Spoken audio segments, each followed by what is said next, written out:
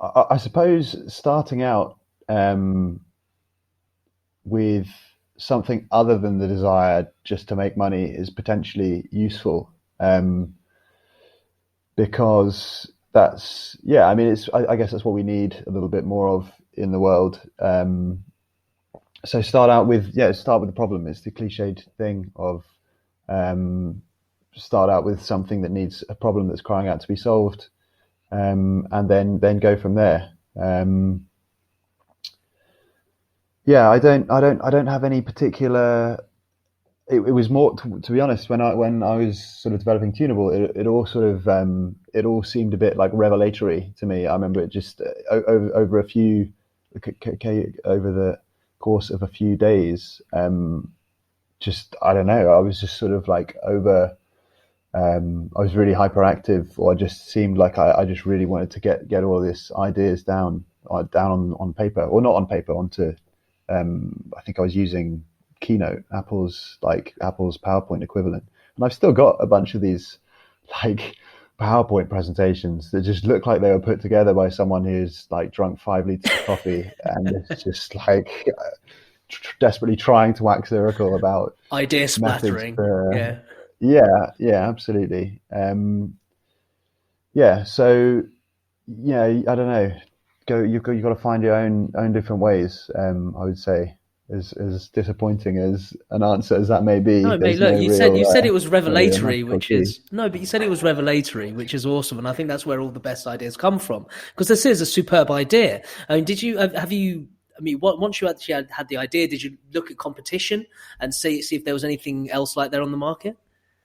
Yeah, yeah, yeah, yeah. In fact, every now and again, I will find a new company or something, and I will search, and I'll load up their homepage, and I will shit myself for like 1 minute, 2 minutes until I realize, like thinking that it's exactly the same thing, and then I realize, oh no, no, it's okay. It's just a similar, it's just the same market, similar idea. And I think that's the other thing. There's space Of for course, there is. more than one company. And I mean, in an ideal world, I believe in cooperation, not competition. I would just I don't know, phone up Alex Leung at SoundCloud and be like, look, mate, I've got something that can save your ailing company. This is here's what we're going to do. But I'm just not sure that. Yeah, I don't know. I'm not sure that would work. I'm not sure how to get in touch with Alex Young. Really, I think I potentially LinkedIn, sent him a message on LinkedIn. Yeah, I'm mate. sure I sent him a message. Nothing.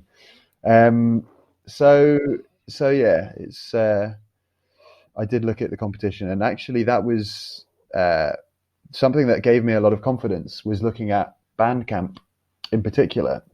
So, for those of you who aren't or people who aren't familiar with Bandcamp, they are a streaming platform. I mean, I wouldn't say they're a streaming platform so much as streaming is part of what they do, but they're an online music vendor, and they have an option whereby users can, or the artist rather, can make it a pay what you want sort of price. So they don't set a price, and then the user just chooses to pay what they want.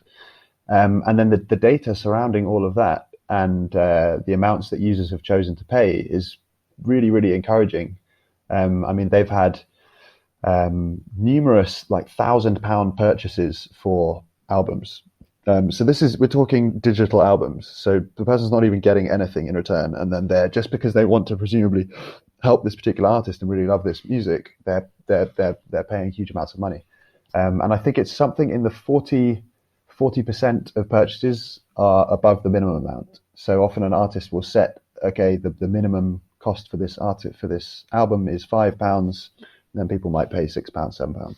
And so that's what that encouraged me a lot, thinking, okay, if this is what people are willing to pay when they're not getting any recognition, if you can then leverage that and create a social network whereby everything is transparent and everyone can see what everyone else has paid, then you get this sort of, I call it like the just giving effect, perhaps, where everyone wants to be seen to be the generous guy that was given the most money to someone who's raising some money. So if you can do that, and you're capitalizing upon people wanting to be connected to their favorite artists as well, then I think you'd really start to see just ridiculous amounts of money. I think if you got people uh, like using the app while they're a little bit drunk, people would be spending crazy amounts of money for songs and any other digital media that can be consumed through a phone or a computer. No, indeed, Um, and it is very transparent, especially going for the kind of stock market route as well, because at the end of the day, the valuation is purely based on consumer perception. Yeah, exactly. That's it's the purest. So the idea is really to create, like I say, it's to value independent art. So it's to create a system whereby you can look up a particular song, and then you can say, okay, well, according to the market, that song is worth X, and that X would be just the average, the mean average of everything that's been paid for it. Then you could look up what it's worth in different countries and different demographics, all sorts of things. And it's really like you're sort of juicing the media, juicing the music for all that it's worth, which sounds hideously capitalistic in some ways.